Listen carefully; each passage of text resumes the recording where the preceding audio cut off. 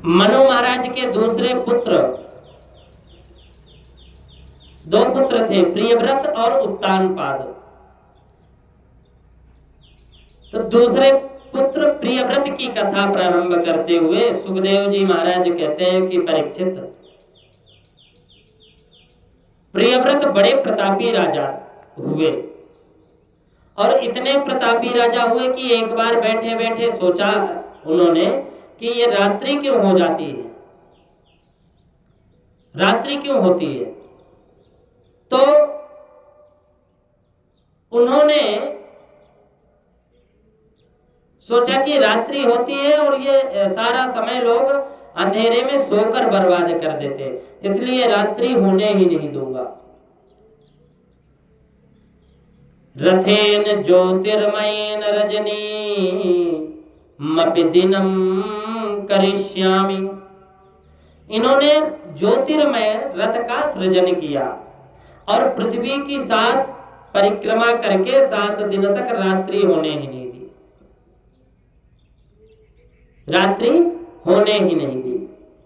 और जब रात्रि नहीं होने दी तो और ब्रह्मा जी घबराए और आकर के समझाया, बेटा गड़बड़ ना करो, प्रकृति की कोई भी वस्तु व्यर्थ नहीं है, सब अपना अपना उपयोग है। अमंत्रम अमंत्रम अक्षरम नास्ति नास्ति मूलम नौषधम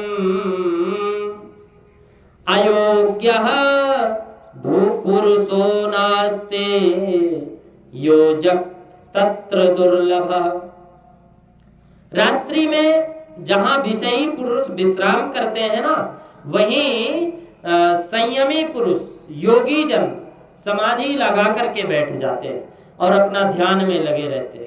तस्याम जागृति संयमी या निशाम सर्वभूतानाम। जब सारा संसार सोता है तब संयमी पुरुष जागकर भजन करते हैं। तस्याम जागृति संयमी। प्रकृति प्रदत्त वस्तुओं को अच्छा या बुरा हम लोग बना लेते हैं। कोई चीज बुरी नहीं होती। उदाहरण के लिए जैसे सब्जी बनाए ना, अब सब्जी में नमक डालना भूल गए तो सब्जी का स्वाद बिगड़ गया, भोजन खराब हो गया। सब लोगों ने टोका, अरे नमक नहीं है इसमें। अब कल विशेष ध्यान रखा तो इतना ज्यादा ध्यान रखा कि उसमें 2 बार नमक डाल दिए सब्जी में। अब वो नमक 2 बार डालने के बाद तो कैसी होगी, जो सब्जी एक बार पाया होगा उसको पता है, एकदम खारी कड़वी। अरे राम राम। तीसरे दिन बहुत सजग रहे तो धोखा हो गया, नमक को सब्जी की जगह खीर में भी डाल दिए। अंत में नमक फेंक करके बोले कि अरे ये नमक बहुत बुरी चीज है। नमक बुरी चीज नहीं है, हम उसका प्रयोग नहीं कर पा रहे हैं, दोष नमक पर दे रहे हैं। ऐसे ही प्रकृति कोई भी वस्तु व्यर्थ नहीं है। रात्रि की अपनी आवश्यकता है, दिन की अपनी उपयोगिता है, यहां तक कि काम क्रोध आदि की उपयोगिता भी है। काम की मात्रा गलत हो जाए ना तो उसका दुरुपयोग होने लगता है और वह काम निंदनीय है। यदि धर्मानुकूल काम का प्रयोग किया जाए तो वह परमात्मा की विभूति है। धर्माभिरुद्ध भूतेषु कामोस्मि भरतर्षभ। गीता में भगवान काम को भी अपनी विभूति बता रहे हैं।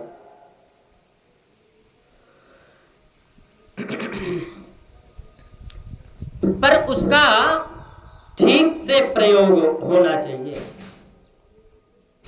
प्रियव्रत को जब ब्रह्मा जी ने समझाया तो उनके समझ में आया और दुराग्रह त्याग दिया। फलस्वरूप महाराज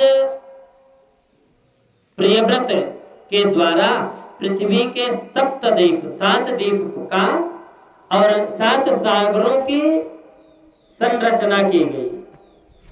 और अंत में प्रियव्रत को वैराग्य हुआ तो अपने एक एक पुत्र को एक एक द्वीप का अधिपति बनाकर महाराज विरक्त हो गए। सबसे पहला द्वीप है जम्बूद्वीप, जिसके अधिपति बने महाराज अग्निध, और अग्निध के 9 बेटे हुए, जिन्होंने पूर्वाचित अप्सरा से विवाह किया। उन्होंने जम्बूद्वीप में 9 खंड करके अपने 9 पुत्रों को बंटवारा कर दिया। सबसे पहला खंड है अजनाभ खंड, इसके अधिपति बने महाराज नाभि, और मेरु देवी से विवाह करके जब इनके कोई संतान नहीं हुई तो ये फिर पुत्र कामेष्टि यज्ञ किए।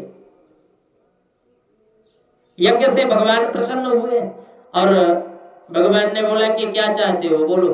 इतने गदगद हो गए कि कुछ भी मांग लो, मना करने लायक काम ही नहीं है।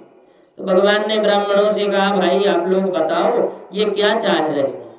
ब्राह्मणों ने कहा कि भगवान अब हम क्या बताएं, ये आप जैसी संतान मांग रहे हैं।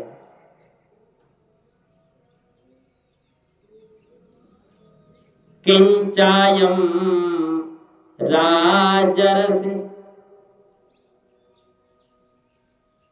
परत्याग कामः प्रजां भवान दृशिमानसम्।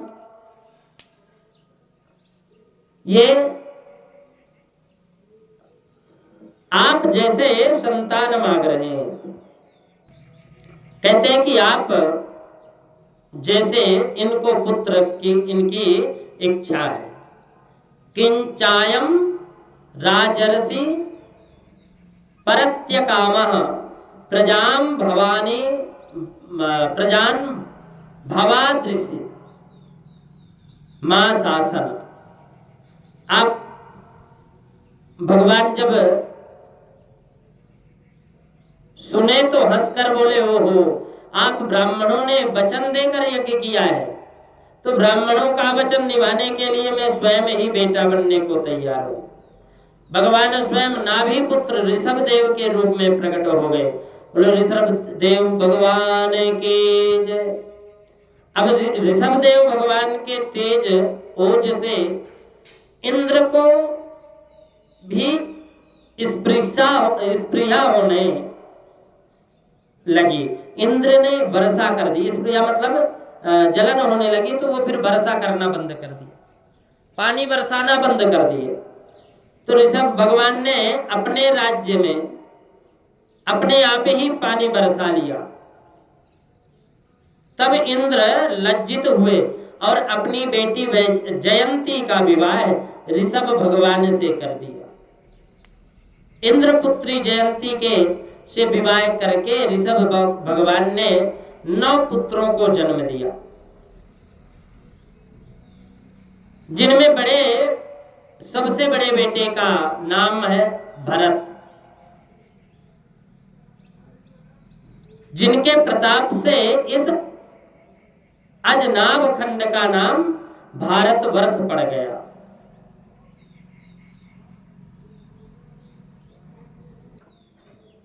महाराज सुखदेव कहते हैं कि परीक्षित ऋषभ देव भगवान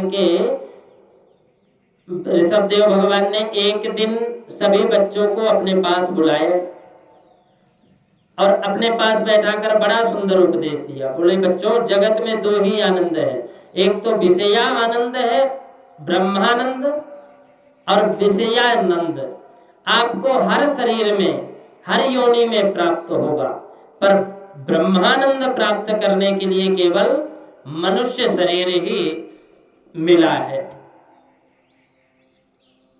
ऋषभ देव भगवान कहते हैं कि नायम देहु देह भाजाम्रलोके कष्टान कामान न हरते विभुंबुजाये। कहते हैं कि नायम देहो देह भाजांद्रलोके कष्टान कामार्थ हरे हते विभुंग भुजाम। ऋषभ देव भगवान कहते हैं, अरे बच्चों ध्यान से सुनो, विषयों तक जितनी बुद्धि सीमित है तो पशु है। जिनकी बुद्धि सिर्फ विषयों तक है तो वो पशु है। और मानव वह है जो ब्रह्मानंद की अनुभूति प्राप्त करे। मोक्ष मार्ग को प्रशस्त करना हो तो उसकी चाबी है संत। इसके विपरीत यदि नरक मार्ग को प्रशस्त करना हो तो उसकी चाबी है लंपट पुरुष।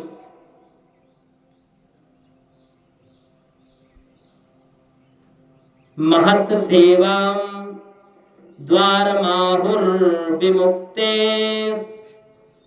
तमोद्वारम योषिताम संगी संगम संत संग अपवर्ग कर कामी भव कर पंथ। क्योंकि स्त्रैण्य पुरुष की संगति से विषय अनुराग जागता है और भगवत रसिक की संगति से भगवत प्रेम जागता है। आपको क्या चाहिए?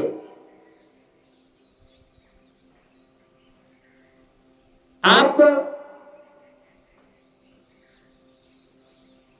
जब तक भगवान वासुदेव ने में प्रीति तुम्हारी नहीं होगी, भगवान में स्नेह नहीं होगा, प्रीतिर्न यावन्मयि वासुदेवे न मुच्यते देह योगेन तावत।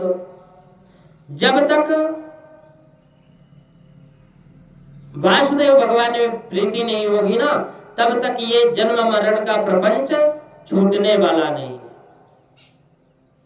इसलिए जो तुम्हें मृत्यु भय से मुक्ति दिलाने में सहयोग प्रदान करे, भगवान के पास हमें ले जावे, भगवान की ओर आकर्षित करे, उसी को संबंधी मानो। वह कोई भी हो जो भगवत प्रेम में और हमारी साधना भक्ति में बाधक बनता है ना, वह कितना भी हमारा निकटतम क्यों ना हो, उसे बैरी समझना चाहिए। और यहां तक कहते हैं कि बैरी समझ करके उसको त्याग देना चाहिए, क्योंकि वो परम पद जो हमें प्राप्त करना है वहां तक वो उसी में बाधा बन रहा है। इस प्रकार का दिव्य उपदेश देकर ऋषभदेव भगवान ने परमहंस वृत्ति को धारण कर लिया। पागलों की तरह जगत में भ्रमण करने लगे। कभी अपने पागले सिद्ध कर कभी मुंह में पत्थर रख लेते थे और फिर घूमे, कभी नग्न अवस्था में विचरण करते। अंत में ये मलमूत्र त्याग कर वहीं पर सो जाते थे। तब संसारी लोग इनसे घृणा करते हुए दूर दूर रहने लगे। तो सुखदेव जी कहते हैं, राजन, इनके शरीर में ऐसी दिव्यता आ गई, ऐसी दिव्यता आ गई, कहते हैं कि पुरीश सुरभि सौगंध्य वायुस्तम देशम 10 योजनम समन्तात सुरभिम चकार।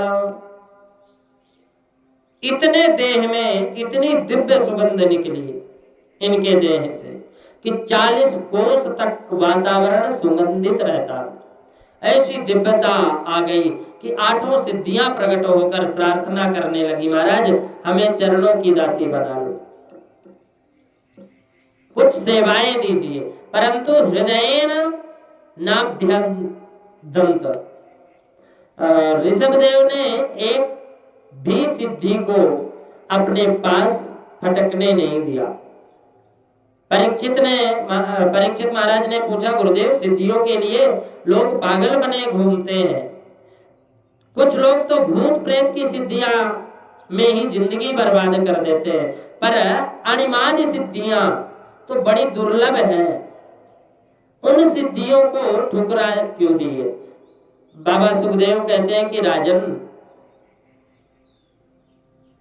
ये महापुरुष को अपने मन पर कभी भी विश्वास नहीं रखना चाहिए कि ये बड़ा धोखेबाज है मन।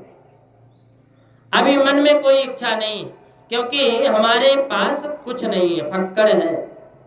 आज ये मन बड़ा धोखेबाज है। आज मन कहेगा कि अरे सिद्धियां हैं, रख लेना चाहिए, स्वीकार करने में क्या हर्ज है, इनका वो दुरुपयोग नहीं करेंगे, जब जरूरत पड़ेगी तब देखेंगे। पहले तो मन सिद्धियों को स्वीकार कर पाएगा, फिर कहेगा अरे बेचारा, देखो ये व्यक्ति इतना परेशान है, अपनी सिद्धियों के प्रयोग से इसका कल्याण करो। ये मन बड़ा धोखेबाज है, देखने में क्या बुराई है, फिर कहेगा पास जाने में क्या बुराई है, फिर कहेगा बात करने में क्या बुराई है, फिर कहेगा कि ये थोड़ा स्पर्श करने में क्या बुराई है, और ऐसा कहकर तुम्हें गर्त में डाल देगा। इसलिए मन पर कभी विश्वास नहीं करना चाहिए। और यही शिक्षा देने के लिए ऋषभदेव भगवान ने सिद्धियों को ठुकरा दिया। सिद्धि आएंगी तो मन में कामना भी आएगी, और जब प्रसिद्धि की कामना आएगी ना, तो कामना से आपने चमत्कार किए, और चमत्कार हुई तो जय जयकार हुई, बस आ जाएगा अहंकार, घेर लेता है। फिर क्या होता है? कहते हैं कि मान बढ़ाई जब से आई, तब से किस्मत फूटी, और स्वामी स्वामी बजने लागे, लगन राम से छूटी। इसलिए जो सच्चे सत्पुरुष होते हैं वह इन चक्करों में नहीं पड़ते। माँ अपने बच्चे को बार बार देखती। जो अबोध बच्चा होता है ना, क्या कर रहा है, जब देखती है कि खेल रहा है तो निश्चिंत होकर अपने काम में लग जाती। बीच बीच में पुकार देती, बेटा आओ, बड़ी देर हो गई, कुछ खाया नहीं खाया।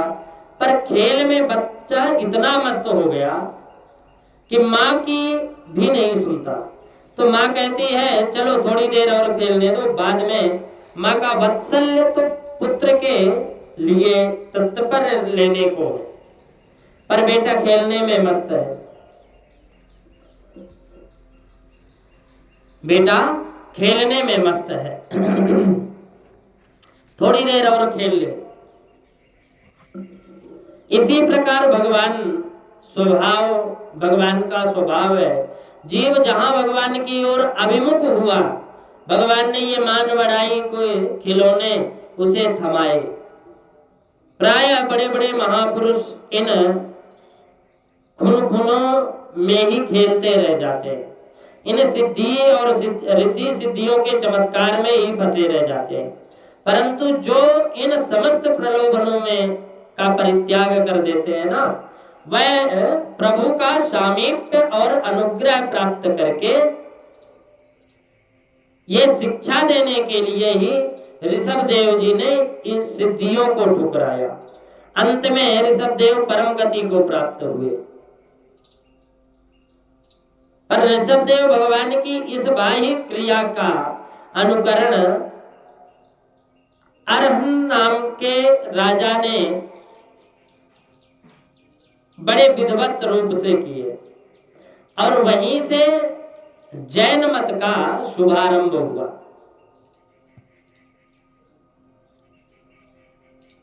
महाराज भरत का